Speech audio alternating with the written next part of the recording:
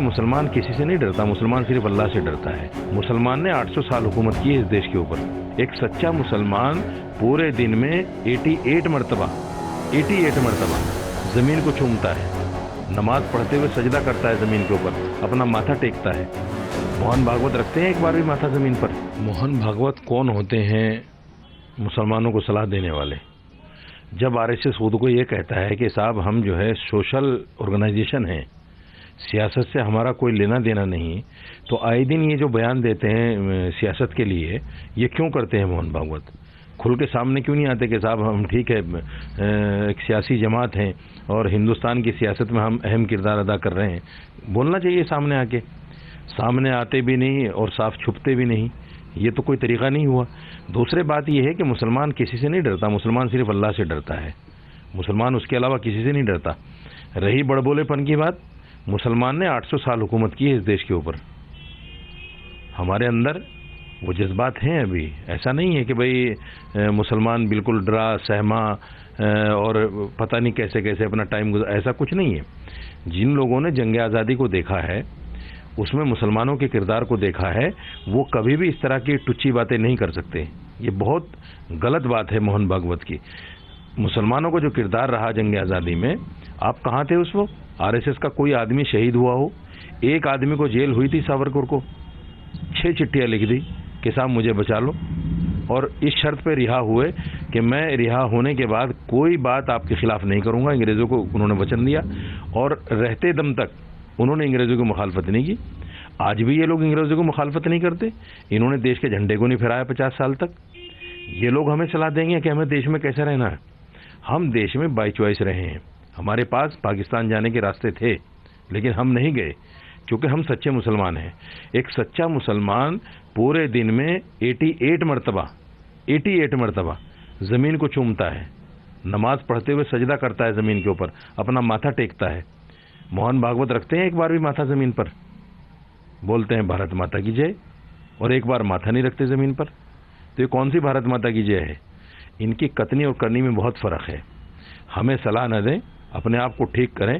RSS वो जमात है, अगर लोगों ने इसको सही नहीं पहचाना तो ये देश कहाँ जाएगा, इसको आने वाला वक्त ही बताएगा। हिंदू राष्ट्र के सपने दिखाते हैं ये लोगों को। नेपाल हिंदू राष्ट्र था, क्या हुआ? नहीं चल पाया, वापस लोकतंत्र में आना पड़ा उसको। श्रीलंका में क्या हुआ? हिंदू राष्ट्र था, क्या हो रहा है वहाँ पे? तो ये सारा देखा है और लोग हिस्ट्री को जानते हैं, समझते हैं। मोहन भागवत को सलाह देने की जरूरत नहीं है। आप अपने गिरेबान में झांकिए और उसके बाद में अपने आप को ठीक कर लीजिए, देश पूरा ठीक हो जाएगा। सर, आपने कहा कि मुसलमानों ने 800 साल राज किया। यही मोहन भागवत ने सेम बयान दिया है कि उन्हें ये भूलना पड़ेगा कि हम राजा हैं, हम सबसे बढ़कर हैं। बड़बोलेपन के बयान पर उन्होंने कहा। तो किस तरीके से इस बात को नजरअंदाज किया जाए? क्यों भूलें हम क्यों भूलें और इनकी बात को क्यों मानकर भूलें? देश का जब संविधान हमें ये कहता है कि सर उठाकर जियो, माइनॉरिटीज के अपने राइट्स हैं, मुसलमान को मुसलमान रहकर अपने इस्लाम का, अपने धर्म का प्रचार करने की भी इजाज़त है संविधान में, तो हम क्यों ना बोलें? कौन मना करता है हमें इस बात के लिए कि हम बड़बोलापन ना बोलें?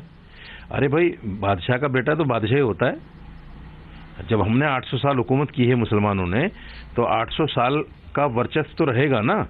हम ये तो नहीं कह रहे हैं कि हम इसको इस्लामिक देश बनाना चाहते हैं आपकी तरह, जिस तरह मोहन भागवत कहता है कि हिंदू राष्ट्र बनाना है। इसको क्यों बनाना है हिंदू राष्ट्र? भाई, लोकतंत्र की वजह से, जमहूरियत की वजह से हिंदू मुस्लिम सब एक साथ रहते हैं, अपने धर्मों पर अमल करते हैं। इसी वजह से पूरे देश में हिंदुस्तान को जाना जाता है और लोकप्रिय है हिंदुस्तान पूरे दुनिया में।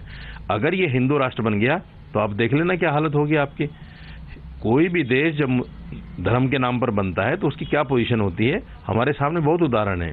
पाकिस्तान को देख लीजिए, क्या पोजीशन है आज अपना अस्तित्व बचाने के लिए परेशान है। बांग्लादेश को देख लीजिए। ये सारे उदाहरण हमारे सामने ऐसे हैं। अगर देश के लोगों ने इनको नहीं समझा, आरएसएस वालों को, कि ये अंग्रेजों के पिट्ठू थे उस वक्त जंग आज़ादी में, देश की आज़ादी में इनका कोई योगदान नहीं है। बीजेपी का कोई आदमी मरा हो, संघ का कोई आदमी शहीद हुआ हो देश में, बता दें एक नाम, मोहन भागवत।